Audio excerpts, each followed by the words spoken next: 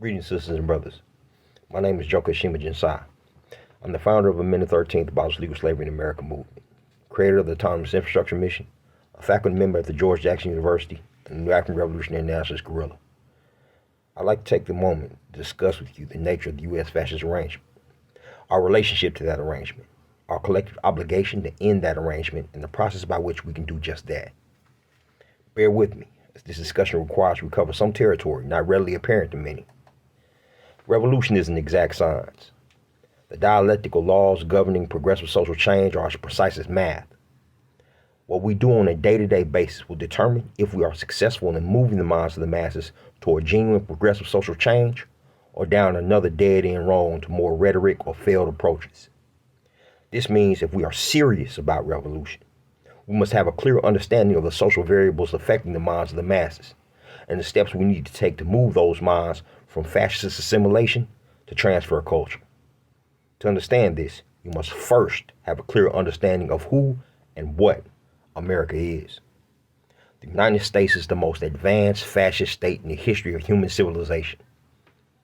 In 2022, it has succeeded in convincing New Africans in America, descendants of over 4 centuries of chattel slavery, to actively participate in their own oppression, social containment, and extermination.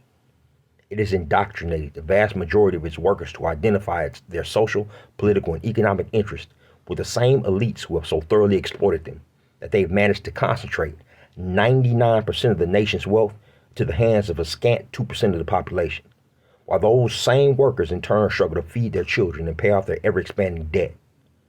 U.S. fascism has strolled the world stage, declaring itself the bastion of freedom, justice, and equality, while preserving the most lethal racism, overt injustice, and glaring inequality as the very function of its every institution.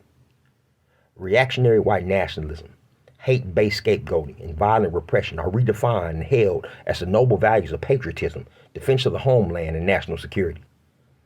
In contrast, pursuit of genuine freedom, justice, and equality is recast as dangerous anti-Americanism, potential terrorist militancy, and threats of usurpation.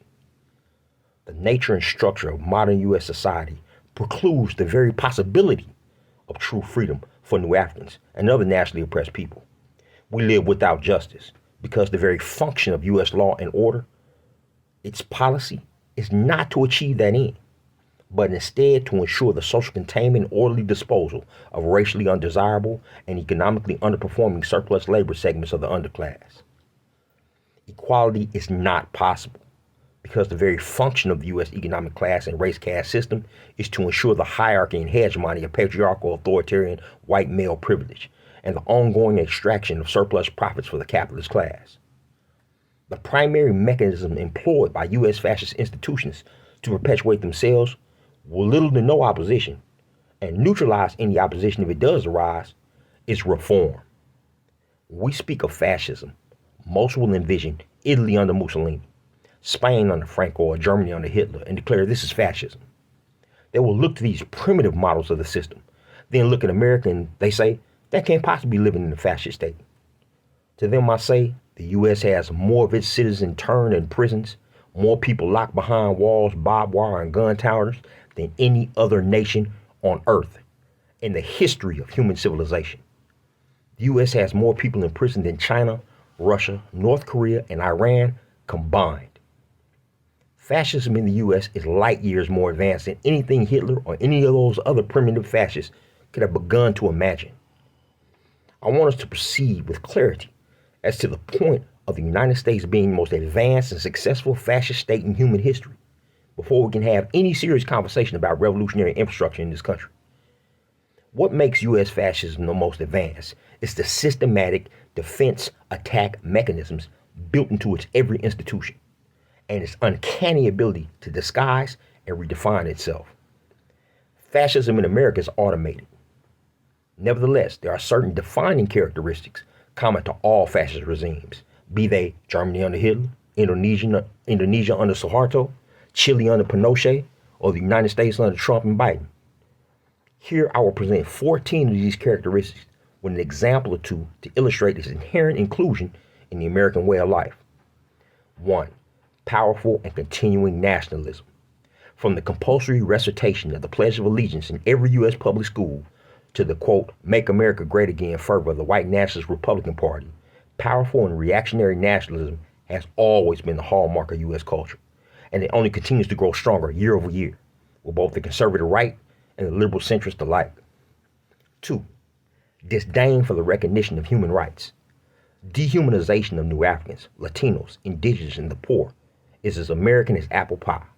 From the genocide of Native Americans to the system of chattel slavery, from the brutality of Jim Crow apartheid to the rampant murder of unarmed New Africans by police, from the brutalization of prisoners of war at Abu Ghraib, Guantanamo Bay, and CIA black sites around the world, to presiding over the largest domestic torture program in human history in solitary confinement supermax prisons across the United States.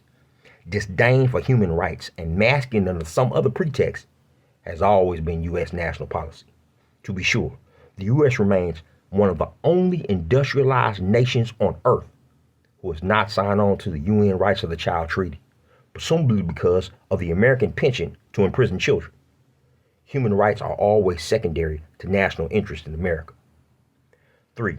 Identification of enemies/scapegoats as a unifying cause.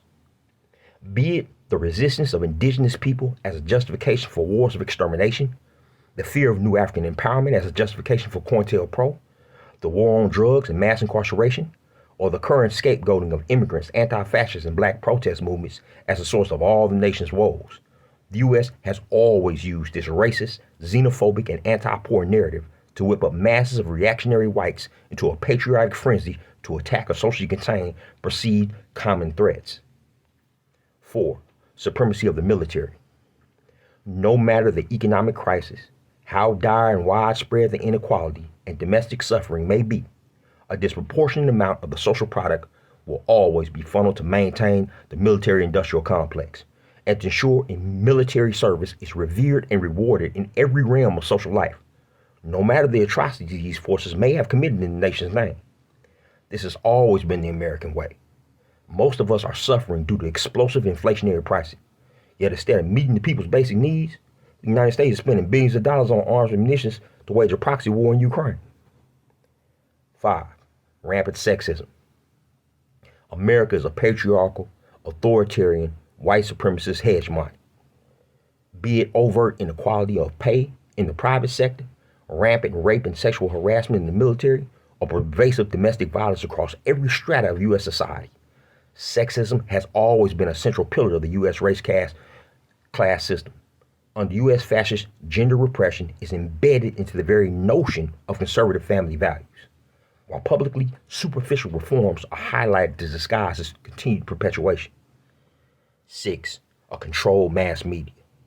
Because U.S. fascism is a corporatocracy, state-controlled media is more accurately termed ruling class-controlled media. This form of control ensures the media moves the state's agenda ever forward, which is the ruling class's agenda, via government regulation, censorship of opposing or alternative social perspectives, and or media executives and personalities sympathetic to law enforcement, state, and business interests. 7. Obsession with national security. From the forcing of indigenous nations onto reservations to the Fugitive Slave Act, from the counterintelligence program to Japanese internment camps, from the U.S. Patriot Act to the domestic surveillance state that monitors every move you take and every call you make today, the U.S. has perfected the art of stoking the people's worst fears to claim ever greater powers over the people's lives and choices, all in the name of national security. 8. Religion and government are intertwined.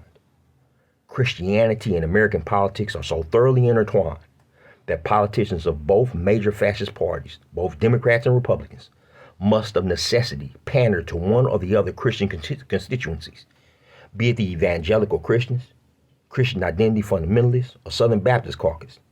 Religious rhetoric is routinely used to manipulate and influence large swathes of the national population, in spite of these same regimes' policies and activities running contrary to these stated Christian ideals. 9. Corporate power is protected. The United States is first and foremost a predatory capitalist imperialist regime. It's every institution beholden to the business and corporate interests the state exists to protect. As Comrade George observed, the most precise definition of fascism involves the concept of scientific capitalism, or controlled capitalism. To be sure, the U.S. may be one of the only nations on earth where corporations are, for purposes of law and social influence, considered people. See Henry Citizens United. In such an arrangement, is there any wonder that in instances of extreme economic duress, the state's first bailout responsibility is to the banks and not the people? 10. Labor power is suppressed. Union busting and co-optation of organized labor has been so thorough in the progression of the U.S. fascist arrangement that genuine unions are a rarity in this country. And where they do exist, such unions are all too often lobbying wings of state institutions like the California Correctional Peace Officers Association, or they side with corporate management with the most meager of concessions. The U.S. working class, unfortunately, is among the least revolutionary segments of American society. 11. Overt racism. It is my assessment, even with the dismal example of apartheid South Africa and Hitler's Germany, that no nation in human history has taken the expression of overt racism to the heights and lengths that have been the hallmark of America from its very inception.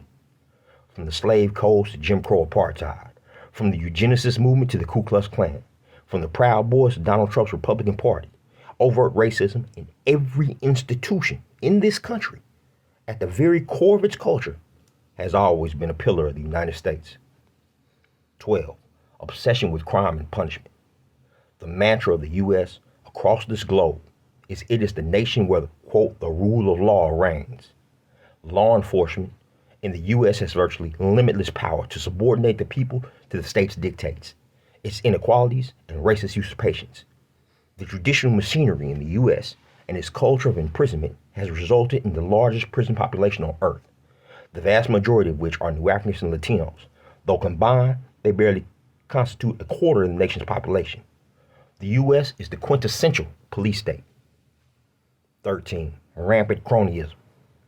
From obfuscation of government complicity in the Tuskegee experiments and the U.S. drug trade, to the U.S. counterintelligence program and the political cronyism of the Trump regime, the U.S. has always been governed by groups, friends, and associates who appoint one another or pardon one another to maintain power and authority while escaping culpability or punishment for crimes against the people. The very notion of political appointees and ambassadorships is a formal structure of cronyism built into the very basis of American politics. Be it the Nixon White House, the backroom handshaking, the Clinton administration, or the orgy of crony corruption that defined the Trump regime, rampant cronyism and corruption is U.S. policy. 14. Fraudulent elections. Democracy in the U.S. has always been an exercise in fraud, not for the reasons it impacts many other fascist states, for example, ballot stuffing, assassination of opposition candidates, and etc. Instead, electoral fraud is achieved through suppressing voter access, legislation to control voter access of specific populations or voting methods, gerrymandering of voter districts, and media manipulation. From the poll taxes of the 60s and literacy tests of the post-Reconstruction era to the current wave of voter suppression laws sweeping across Republican-ran states, fraudulent elections have always been a part of American democracy. These 14 points define the U.S. as a perfect fascist. Fascism, like any other ideology, is a living thing, constantly growing, evolving, and disguising itself. This process of growth, evolution, and disguise we call reform. Across the U.S., many who claim to be rebels and progressives of the day are actually clamoring for reform, be it economic reform, police reform, electoral reform, or educational reform. It is simply a reformation of the same oppressive relationships that people are screaming to be free of. Let me illustrate with an analogy. A rapist is violating his victim. The victim screams for him to stop. However, instead of stopping, he just applies a little lube to make the rape a little more comfortable for the victim and continues to violate them. They still being raped. It's just been reformed with a little lube. The unfortunate reality is so many of our people have been conditioned against collective working responsibility, against New African national identity, against unity, and against rational resistance that they will accept, even fight for reform, thus effectively neutralizing any revolutionary potential rather than oppose the fascist arrangement itself. Comrade George once noted that the vast majority of the people view life through, quote, rose-colored glasses. And if you sought to remove them from the eyes of the oppressed, allowing them to see the horror of their reality, they would kill you to get those rose-colored glasses back to live a lie. So the process of revolution, of liberating the minds of the masses, is the science of convincing the people to remove those rose-colored glasses themselves. So then, what must we do? What steps must be taken if we are to ever realize genuine freedom, justice, and equality for our people? If the very nature and structure of U.S. institutions is to ensure these principles are forever out of our reach, then any social act we take which moves us closer to realizing them, by definition, must be revolutionary. It will change social conditions, and as such, change the people and the world we live in. I researched, devised, and designed the Autonomous Infrastructure Mission and its initiatives while I was in solitary confinement. As I write this, as I speak to you now, I'm still in prison. Prison provides a unique perspective on social life and the mechanisms of civilization. Within this socially hostile microcosm lies an even more repressive, more extremely brutal environment, the indefinite solitary confinement unit, or SHU. It is in effect a prison within prison, the most repressive environment in the U.S. fascist arrangement. It was from this unique social and political perspective all of America's contradictions are laid bare. From this point of view, the fascist arrangement is as clear as a pane of glass. Dialectically, the rational response to it is equally clear. Resistance. It was from this meager viewpoint that the Autonomous Infrastructure Mission was devised. The intention and motive force of the AIM was not simply to detach from the daily exploitation of the U.S. capitalist arrangement or provide a mere community alternative to its processes. No, the purpose of the AIM is multifaceted, with one of its core functions to transform the minds of the people themselves. The people, by and large, have been conditioned to compete, not cooperate, to revere hyper-individualism while looking skeptically upon collective working responsibility, to be dependent on the same institutions responsible for their oppression instead of depending on one another. But what if we could provide them with a blueprint to expose the fallacy of this socially engineered lie? What if we could develop a framework where we could demonstrate through social practice that unity will serve our interests more effectively than division, that a new and more prosperous way of social life could and actually will be had now, if only we withdrew from the fascist arrangement by building our own autonomous infrastructure? If we make a dialectical materialist analysis of the primary productiveness point in the U.S. fascist arrangement, we find it is the people, the workers themselves, who are the productive point. We cannot hope to convince the people to abandon the change they have become comfortable with without also providing them with a liberation that still meets their basic needs. This is one of the principal functions of the AIM. To truly understand why withdrawal from the U.S. fascist arrangements is so vital to genuine New African revolutionary social change, and the AIM's integral role in that process, we must all come to understand that fascism is not just something that is imposed on the people, but it is a mass psychology that is supported by the people. Before social forces ever manifest themselves externally, the contradiction arises and is played out internally. Comrade George observed, in blacks, the authoritarian traits are mainly the effects of, quote, terrorism and lack of intellectual stimulation. The communal experience will redeem them. At present, the black worker is simply choosing the less dangerous and complicated strategy of survival. All classes and all people are subject to the authoritarian syndrome. It is an atavistic throwback to the herd instinct, but it requires only the proper trauma, the proper socio-economic set of circumstances and pressures to bring forth a revolutionary consciousness. To truly understand why withdrawal from the U.S. fascist arrangement is so vital to genuine New African revolutionary social change and the AIM's integral role in this process, we must view Comrade George's words literally. But why is the AIM so integral to this process? I'll tell you why. The purpose of the Autonomous Infrastructure Mission is to forge our own food systems and proto-agricultural institutions through the Sustainable Agricultural Commune, or SAC. It is to build our own jobs and businesses through the Closed Circuit Economic Initiative. It is to build our own science, engineering, medical, and technological infrastructure through NAFTA Math and Science Centers Initiative. To educate, train, and economically empower youth to serve, protect, and actively participate in the success of our community through the Community Action Program to develop a network in our communities capable of affirmatively responding to save lives and resources in the event of a natural disaster or civil unrest through the Emergency Response Network, to ensure the safety and security of our women, children, and elders at those sites in our community they most frequent to go about the daily processes of social life throughout our community via the Community Safe Zones Initiative. And finally, to ensure our communities have the necessary training, resources, and orientation to defend themselves, their institutions, and our community from any threat through the Secure Communities Mandate, all without reliance on any aspect of the fascist state.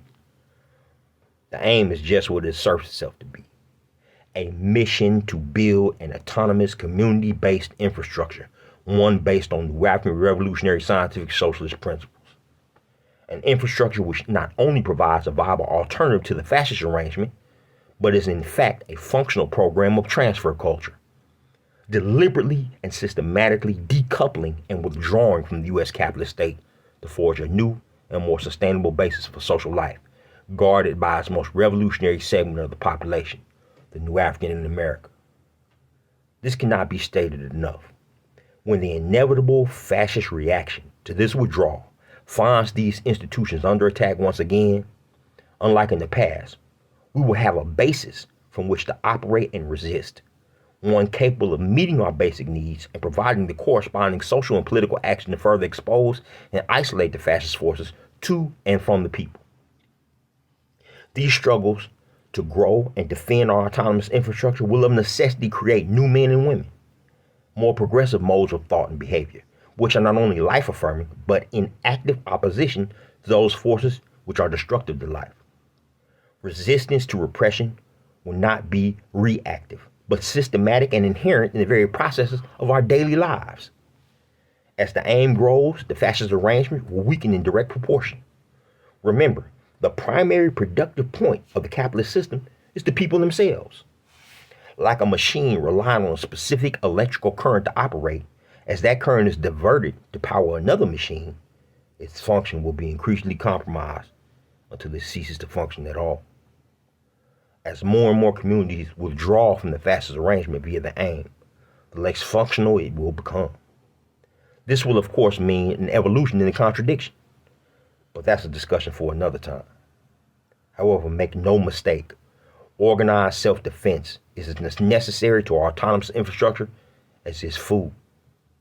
Our capacity to transform our communities from hotbeds of reactionary violence and criminalization to bastions of self-determination and self-sufficiency lies largely in our ability to transform the social attitudes of our people, how we feel about life, how we view one another. We have long known that a people's social attitudes are a reflection of their social conditions. As revolutionaries and social activists, we're often critical of the people's social apathy and irrational responses to their oppression, without making a dialectical materialist analysis of the origin and ideology of those attitudes, which are rooted in the U.S. fascist mass psychology. We then have the audacity and unmitigated gall to get frustrated when our solutions fail to find resonance among the people. This entire thought process is fundamentally incorrect. You will never find an effective solution to a problem you only partially grasp. America is the most advanced fascist state in the history of our planet. The people have undergone a contrapositive authoritarian conditioning process over the course of centuries. In the case of New Africans in the U.S., that process occurred under conditions of genocidal slavery, social containment, intentional underdevelopment, terrorism, and abject poverty. The simple fact that in spite of an enduring national policy of brutality and inequality against New Africans in America, the vast majority of people of our descent and culture identify with the U.S. They identify with a historic oppressor. It's all of the proof one needs to validate the fact that our core psychology has been warped. And as a people, we remain under the collective influence of the U.S. fascist mass psychology. As long as our social circumstances continue to reflect the subordinate and repressed position we inhabit in the socioeconomic and political hierarchy of the U.S., our people will continue to view the delusion of the fascist mass psychology as an immutable reality, and the prospect of a genuine revolutionary transfer culture as the fantasy of a few, quote, radicals. As I've said on countless occasions before, our only hope of effectively changing negative social conditions is by pursuing the development of its opposite. This means the lion's share of our time should be spent on implementing solutions to the practical problems of social life and survival faced by the oppressed man and woman on a daily basis. You ain't gonna find that on the picket line.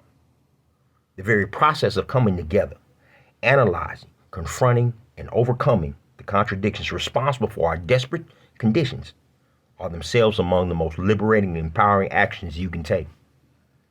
We are living in historic times. However, as insistently as we are confronting racist policies and symbols and demanding change in the state's institutions, we must confront our own internal contradictions and demand of ourselves a change in how we engage in productive life, how we relate to one another. Solutions to the vast majority of our problems will not be found in the state or any governmental institution. They must come from ourselves alone. In some communities, we can come together and repair the streets and roads and win the minds and support of the people who use them. We can create alternatives to gang violence and tribal warfare and win the minds and support of the people. We can create new collectively owned businesses and job opportunities and win the minds and supports of the people. We can build affordable and sustainable housing solutions and win the minds and support of the people. This should be the entirety of our focus, winning the minds and support of our people. We know what is wrong, and we know who is responsible. You can say that 1,000 times and it won't change. We don't need to keep railing about racism, poverty, police brutality, and mass incarceration. We have to start doing something about it. Action, responding to it in a rational manner. In this set of circumstances and historical factors, revolutionary autonomous infrastructure is the only rational course. We are, and have always been, our own liberators. Guerrilla love.